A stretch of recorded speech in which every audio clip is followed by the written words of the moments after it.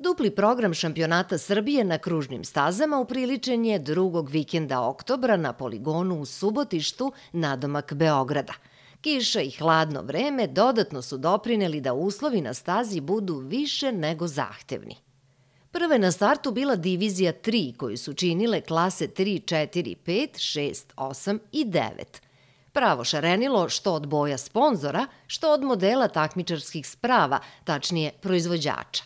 Pomenuti uslovi rezultirali su time da u prvoj levoj krivini posle starta u prvom krugu dođe do ozbiljnih kontakata između nekolicine takmičara, na sreću bez posledica po vozače.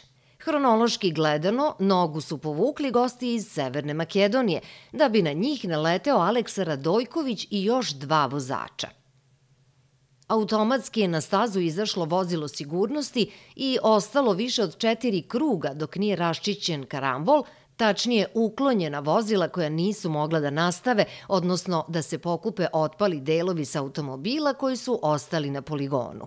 Po izlasku vozila sigurnosti trka je nastavljena i u diviziji je slavio Dragan Stojković, takmičar klase 9. Druga trka pripala je popularnom hibridu gde je pomenuti Pisarić preciznom i laganom vožnjom u izuzetno zahtevnim uslovima ostavio konkurenciju za skoro čitav startno-ciljni pravac. No, i pored činjenice da je pobednik bio poznat još posle 3 kruga od 17 koliko predviđa pravilnik, i ostali takmičari su se svojski borili za preostala 2 mesta na pobedničkom podijumu. Stari znanci iz Porsche Kupa Italije, Jovan Lazarević i Risto Vukov, nadmetali su se za pomenute pozicije, ali su Miloš Mirković, Petar Miloradović i Dušan Nastasijević trkanje u hibridu i tekako učinili zanimljivim za gledanje i navijanje.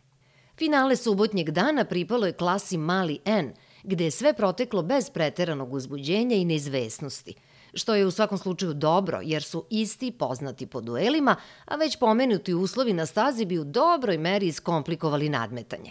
Posle 17 krugova prvi je kroz cilj prošao Mihajlo Mladenović ispred Nikole Mišića. Od prvog metra silovito su krenuli Nikola Mišić i Mihajlo Mladenović, kojim je za osvajanje titule bilo potrebno da bude najbrži tokom kvalifikacija i da osvoji maksimalan broj bodova na finalnoj trci. Mihajlović je uhvatio priključak i neprestano vršio pritisak na Mišića, da bi 3 kruga pre kraja uspeo da ga obiđe i sačuva vodeću poziciju do kraja, koja mu je donela i titulu. Druga trka dana pripala je klasi hibrid, u kojoj je tokom subotnjeg nadmetanja Petar Miloradović overio titulu, tako da je nedeljno odmeravanje snaga imalo neku drugu dimenziju.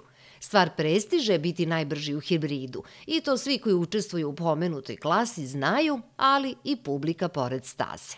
Trku je poveo Milorad Simunović, dok mu je na braniku bio Risto Vukov, koji je vrlo brzo izbio na čelo kolone i vodeću poziciju zadržao do kraja. Zanimljiv duel viđen je za najniži stepenik na pobedničkom podijumu između subotnjeg majstora po kiši Željka Pisarića i Miloša Mirkovića. Dugo je Pisarić odolevao, ali se Mirkoviću isplatila upornost.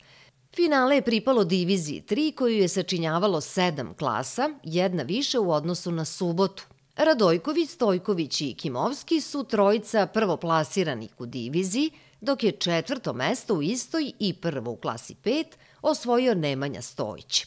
Mirko Deretić trku je završio kao 5. u diviziji, odnosno 2. u klasi 9.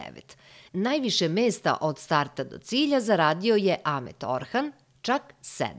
Sve u svemu dobar trkački vikend na stazi Navak, kojim je spuštena zavesa na ovu sezonu kada su u pitanju trke na kružnim stazama.